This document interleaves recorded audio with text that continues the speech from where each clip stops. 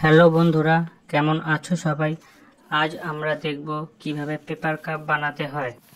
Paper cup বানানোর জন্য একটা A4 সাইজ পেপার থেকে একটা স্কোয়ার পার্ট বের করে নিতে হবে। তারপর এটির দু সাইড ভালো করে ফোল্ড করে নিতে হবে। দুই সাইড ফোল্ড হয়ে গেলে এটিকে আরো ছোট ছোট পার্টে ফোল্ড করে নিতে হবে।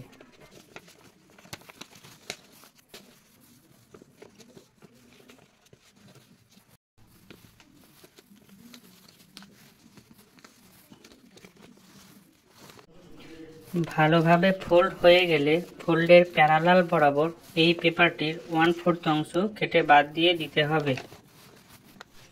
ফোল্ডের লাইন বরাবর এটাকে ছোট ছোট অংশে কেটে নিতে হবে। কাটা হয়ে গেলে এটিকে ভালোভাবে ভাঁজ করে নিতে হবে।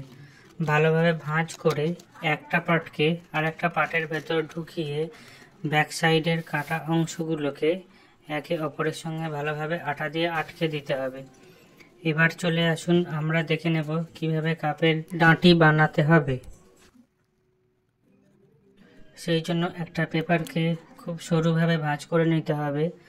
তারপর ওটিকে কেটে নিয়ে কাপের মধ্যে ভালোভাবে আটকে দিতে হবে।